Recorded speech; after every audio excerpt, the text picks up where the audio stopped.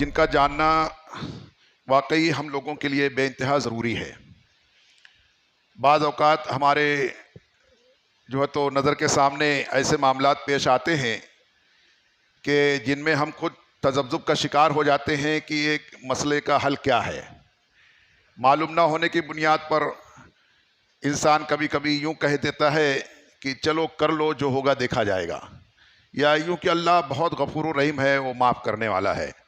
یوں اتنی ایک تو معلوم نہیں ہے وہ گناہ ہے، دوسرے اب یہ اپنی طرف سے کسی بھی عمل کو یعنی لولا لنگڑا کیسا بھی اللہ کی بارگاہ میں بھیج دیا جائے، جو ہوگا دیکھا جائے گا، یا اللہ سب بخشنے والا ہے۔ بے شک وہ بخشنے والا ہے، لیکن کیسا کچھ وصول ہے، کچھ دستور ہے۔ ہم اچھا کریں، جو حکم ہے اس حکم کے مطابق کریں، اور ممکن ہے کہ اس میں ہم سے کوئی غلطی ہو جائے تو بے شک اللہ معاف کرنے والا ہے، ضرور وہ معاف کر دے گا انشاءاللہ۔ اب جان بوجھ کر ہم غلطی کریں اور پھر یہ کہیں کہ اللہ معاف کرنے والا وہ معاف کرے گا، فرمایا یہ تو جہالت ہے، یہ اللہ کا خوف اور عقیدت نہیں ہے، بلکہ یہ جہالت ہے کہ غلطی کریں اور پھر کہے کہ کرتے رہو اللہ معاف کرنے والا ہے۔ وہ معاف کرنے والا تو ہے، مگر یہ کہ انسان اللہ کی بندگی ویسی نہیں کر پاتا جیسا کہ کرنے کا حق ہے، پھر بھی حکم یہ ہے کہ تم کرتے رہو، جو حکم ہے اس کے مطابق کرتے رہو۔ بہت ممکن ہے تم سے غلطیاں بھی ہوں گی، تو وہ اللہ تعالیٰ درگزر فرمائے گا، انشاءاللہ معاف فرمائے گا۔ تو اب فرماتے ہیں کہ جیسا کہ کل آپ لوگوں نے سماعت پایا تھا کہ دیہات میں، گاؤں دیہات میں چھوٹے چھوٹے جو گاؤں ہوتے ہیں، قصبہ نہیں ہوتا ہے، شہر نہیں ہوتا ہے، فرماتے دیہات میں جمعہ کی نماز قائم کرنا یہ جائز نہیں ہے۔ چھوٹے چھوٹے گاؤں میں جمعہ کی نماز پڑھنا، قائم کرنا یہ جائز نہیں ہے، لیکن عوام اگر پڑھتے ہوں تو انہیں منع نہ کیا جائے۔ اگر کہیں سے بہت دنوں سے 150 برس سے پڑھتے چلے آ رہے ہیں، فرمایا کہ پھر پڑھنے دیا جائے، ان کو روکا نہ جائے، بند نہ کرایا جائے۔ اگر کچھ لوگ پڑھتے ہیں، ہر جمعہ کو رہتے ہیں، پڑھ لیتے ہیں، تو فرمایا کہ ان کو منع نہ کیا جائے، پڑھنے دیا جائے۔ لیکن اس کے جو مسئلے ہیں وہ جاننا ضروری ہے کہ پڑھنے دیا جائے تو کیسے۔ ٹھیک ہے پڑھو، لیکن ایسے پڑھو، ان کو یہ بتایا جائے۔ ٹھیک ہے آپ لوگ پڑھتے آئے، آپ باپ دادا سے آپ پڑھتے آئے ہیں، پڑھو، لیکن اس کو ایسے پڑھو۔ تو کیسے پڑھو وہ بھی سماعت فرمائیں۔ فرماتے چونکہ دیہات میں جمعہ جائز نہیں، اس لیے دیہات میں جمعہ کی نماز پڑھنے سے اس دن کی ظہر ساقط نہیں ہوتی، اس دن کی ظہر ان پر سے معاف نہیں ہوگی، کیونکہ وہاں جمعہ پڑھنے کی اجازت نہیں ہے۔ اب اپنی مرضی سے پڑھنا شروع کر دیے ہیں، پڑھ رہے ہیں، تو ظہر بہرحال ان پر فرض رہے گی، کیونکہ جمعہ کی اجازت نہیں ہے، لیکن لوگ اپنی منمانی سے پڑھ رہے ہیں۔ تو چونکہ اللہ تبارک و تعالیٰ نے قرآن میں فرما دیا کہ ذکر سے روکو مت، نبی علیہ السلام نے بھی فرما دیا کہ اور ان لوگوں میں سے مت بنو جو اللہ کے ذکر سے روکتے ہیں۔ تو اب جو پڑھتے آئے مگر ان کو مسئلہ معلوم ہی نہیں تھا، پڑھنا شروع کر دیا، پڑھتے چلے آ رہے ہیں، تو ان کو روکو مت، لیکن ان کو مسئلہ بتا دو کہ تمہارے یہاں پر جمعہ پڑھ لینے سے تم پر سے ظہر کی نماز معاف نہیں ہے، تم کو ظہر بھی پڑھنا پڑے گا، تم جمعہ بھی پڑھو اور ظہر بھی پڑھو۔ کیسے پڑھو وہ سارے مسئلے بھی جاننا چاہیے۔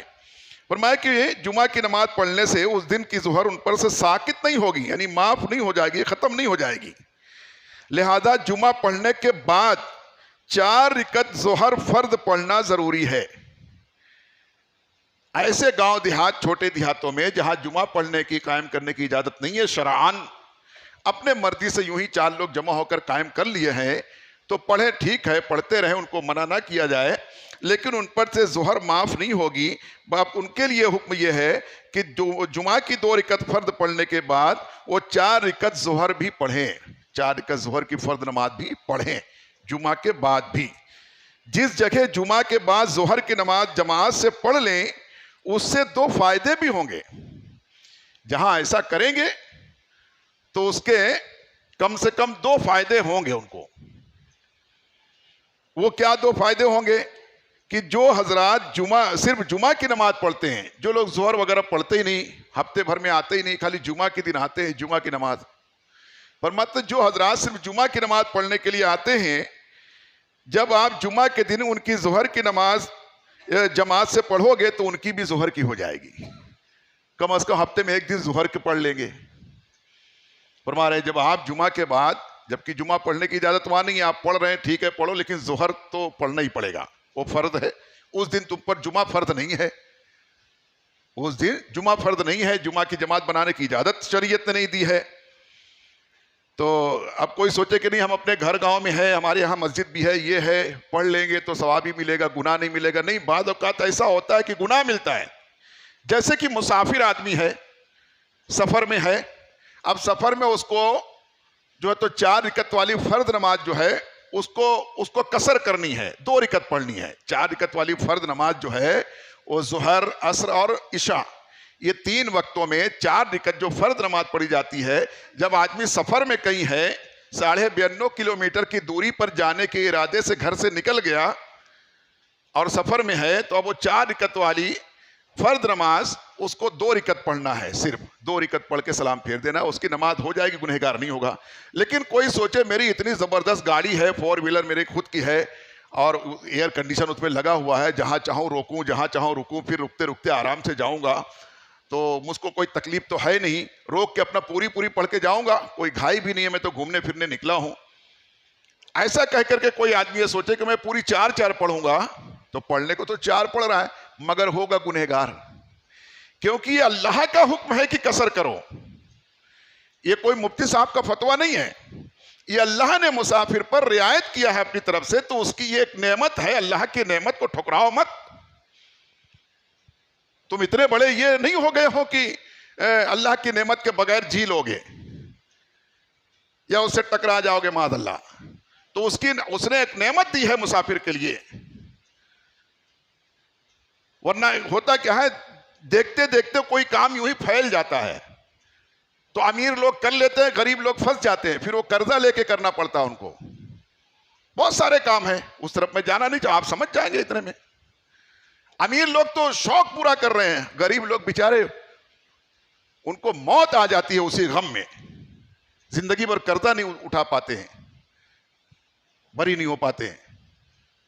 اس لیے جو اللہ کا حکم ہے وہ شریعت پر عمل کرو، اللہ تعالیٰ نے امیر غریب سب کے لیے جو حکم دیا اسی حکم پر قائم رہو۔ تو فرمایا کہ ایسے وقت میں کبھی پڑھا تو اس نے 2 رکعت زیادہ ہی پڑھا، روز پڑھتا ہے، اس دن بھی پڑھ لیا، مگر ہوا گنہگار، کیونکہ وہ 2 رکعت پڑھنا واجب ہے۔ 4 رکعت والی فرض نماز کو 2 رکعت قصر کرنا واجب ہے، اب اس کے خلاف گیا تو گنہگار ہوگا، اور اس سے معاشرے میں بھی بگاڑ ہوگی، شریعت کے قانون میں بگاڑ پیدا ہوگی، اس لیے اتنا سخت حکم ہے۔ ورنہ آدمی سوچ سکتا ہے یار زیادہ ہی پڑھا تو کیوں، 4 رکعت والی نماز کوئی 6 رکعت پڑھے، زیادہ ہی پڑھے تو کیا نماز ہو جائے گی، 5 رکعت پڑھے تو کیا نماز ہو جائے گی، زیادہ ہی کر رہا ہے نا۔ نہیں، جو قانون بنا ہوا ہے، جو دستور ہے، وصول ہے، شریعت ہے، اس کے خلاف مت جاؤ۔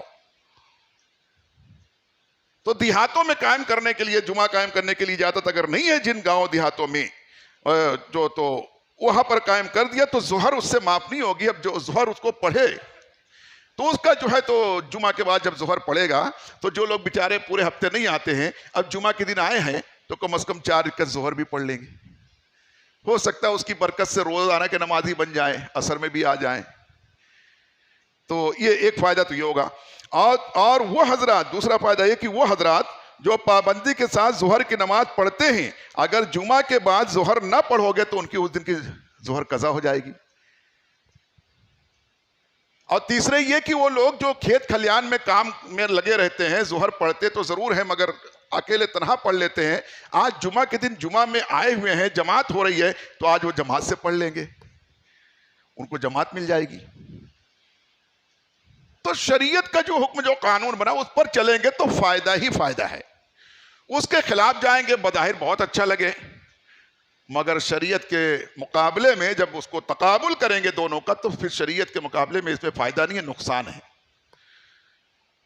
فائدہ نہیں ہے، نقصان ہے۔ اس لیے شریعت کے مطابق جو ہے تو کام کرنا چاہیے۔ اب فرماتے ہیں تو ہر جمعہ کو ان کی ظہر کی نماز اگر آپ نہیں قائم کریں گے، ظہر کی نماز خالی جمعہ پڑھ کے فرصت کر لیں گے، تو ایک تو ویسے ہی کتنا رونا ہے کہ بمشکل لوگ آتے بھی ہیں، بہت سارے لوگ جمعہ کے دن تو بس وہ 2 رکعت ہی پڑھ کے بھاگتے ہیں، ان کو 2 رکعت بھی جیسے بہت پہاڑ لگتی ہے. یوں 2 رکعت پہ سلام پھیرے کہ بھاگنا شروع. یعنی دعا بھی بعض لوگ نہیں کرتے. اب یہ دعا نہ کرنے کا معاملہ کب سے چل گیا؟ جب سے نئی نئی جماعتیں سب پیدا ہو گئی ہے نا. کوئی دیوبندی نام کی جماعت, کوئی اہل حدیث نام کی جماعت, کوئی جماعت اسلامی نام کی جماعت, کوئی قادیانی سے آ گیا. ایسے نہ جانے کتنے پیدا ہو گئے. یہ شارٹ کٹ والے جب سے آ گئے تو محنت کیا. دنیاوی اعتبار سے ذرا اپنے یوں ہی ایک کامن سینس رکھنے والا آدمی جو ہے وہ سوچے ذرا کہ کوئی خوب محنت کرے, مزدوری کرے, تنخواہ نہیں لے, پگار نہیں لے, چلا جائے اسے چھوڑ کے. عقل مند ہے وہ؟ بھئی تم نے عبادت کی اللہ کی بارگاہ میں. نبی علیہ السلام نے فرمایا کہ الدعاء مخ العبادہ, دعا جو ہے عبادت کا مغز ہے. اور وہ کیا جیسے آ کے احسان کر کے چلے جا رہے ہیں, کچھ لینا دینا نہیں ہے. حالانکہ روایتوں میں آتا ہے کہ اللہ تعالیٰ پھر بھی اس بندے کے لیے فرشتوں کو اس کے پیچھے لگاتا ہے کہ ہو سکتا ہے دروازے سے نکلنے سے پہلے ہی کچھ مانگ لے تو آمین کہہ دینا, تب بھی میں اس کی دعا کو قبول کروں گا, کیونکہ اس کا وعدہ ہے ادعونی استجب لکم, تم مجھ سے دعا کرو میں تمہاری دعاؤں کو قبول کروں گا. لیکن جو لوگ نہیں مانگتے دعا بھاگ جاتے ہیں.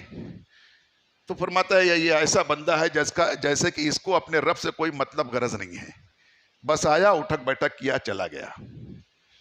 تو ان کی وجہ سے آج یہ فتنے سب پیدا ہو رہے ہیں کہ لوگ جمعہ آنے والے بھی ذرا بھی خوف نہیں ہے ان کے دل میں. 2 رکعت پڑھ کے یوں بھاگتے ہیں کہ دعا بھی نہیں کرنا پسند کرتے اور بس بھاگنا شروع. یہاں سیڑھیوں پر چلانا پڑتا ہے, ڈانٹنا پڑتا ہے, کیوں بھاگ رہے ہو, کیوں نکل رہے ہو, ابھی دعا نہیں ہوئی ہے, نمازیں تمہاری اور باقی رہ گئی ہیں, کیوں بھاگ رہے ہو, بولنا پڑتا ہے. بعض مسجدیں بعض جگہوں پر ایسا ہے, انشاءاللہ یہاں بھی ایسا نظام ہوگا اللہ نے چاہا تو انشاءاللہ, کہ 2-4 لوگ ہی اگر کوئی حاجت ہے جمعہ کے دن, کسی کو کوئی حاجت ہے استنجا وغیرہ کی یا کوئی تکلیف رہتی ہے, بہت دیر سے آئے ہوئے ہیں, تقریر بیان خطبہ نماز سب مکمل کیے بیچارے, کچھ تکلیف ہو گئی ہے اس لیے وہ جا رہے ہیں. ورنہ ایسی بھی مسجدیں دیکھنے میں آئی ہیں اور ایسے نمازی بھی آئے ہیں ہمارے یہاں بمبئی شہر میں جہاں ایک لمحہ مصروف نظر آتا ہے کہ قدم جو تو مصروفیت کے بغیر نہیں اٹھا پاتے ہیں. تو وہاں بھی دیکھنے میں ایسا آیا کہ بمشکل سے 5-7 لوگ نکلے پوری جمعہ کی نماز میں, باقی سب پوری نماز پڑھ کے نکلے. تو ایسا ہونا چاہیے. تو عرض یہ کر رہا تھا کہ یہ اس طریقے سے جو ہے جو لوگ بیچارے خالی جمعہ کو آتے ہیں, جب آپ ظہر کی نماز جماعت سے پڑھو گے تو ان کو ظہر بھی مل جائے گی. جو لوگ روز ظہر کی پڑھتے ہیں اگر آج نہیں پڑھو گے, خالی جمعہ پڑھ کے چھوڑ دیں گے تو ان کی ظہر قضا ہو جائے گی. جو لوگ ظہر پڑھتے تو ہیں مگر تنہا پڑھ لیتے ہیں یہاں وہاں, آج چھٹی کا جمعہ کے دن چھٹی کا دن ہے, ان کو فرصت ہے, آئے ہوئے ہیں نہا دھو کے, تو آج جب تم جماعت کرو گے تو آج ان کا بھی نصیب جاگے گا کہ آج جماعت کا بھی فائدہ ان کو مل جائے گا. روزانہ ایک نماز کا ایک فائدہ لیتے تھے, آج 27 گنا فائدہ پا جائے گا انشاءاللہ. تو یہ اس میں فائدے ہیں. تو اس لیے ان لوگوں کو کہیں ہمارے نظر میں ایسا گاؤں دیہات میں جب ہم جانا ہو تو ان کو یہ مسئلہ بتائیں یا فون کر کے بتائیں کہ دیکھو مسئلہ ایسے آپ کو لگے تو وہاں کے مفتی صاحب سے پوچھ لو, قریب میں جو بڑا مدرسہ ہوگا وہاں جا کے پوچھ لو, آپ لوگ اپنی منمانی مت کرو. ایسا لوگوں کو فون کر کے بولو اگر کہیں ہوتا ہے, کئی جگہ پر ایسا ہی ہے, کئی جگہ پر ایسا ہوتا ہے. اب فرماتے اور اگر ظہر کی نماز تنہا ادا کرتے ہوں گے تو آج جماعت مل جائے گی. جمعہ کے دن فوراً جماعت قائم کر لینے سے کم از کم ہفتے میں 1 دن جماعت کا شرف بھی اس کو حاصل ہو جائے گا. یہ فرماتے یہ یہاں پر یہ باب مکمل ہوا. اللہ تعالیٰ اس مکمل باب کے درس کو قبول فرمائے. اس میں جو کچھ بھی غلطیاں ہو گئی ہوگی اللہ اپنے فضل و کرم سے معاف فرمائے.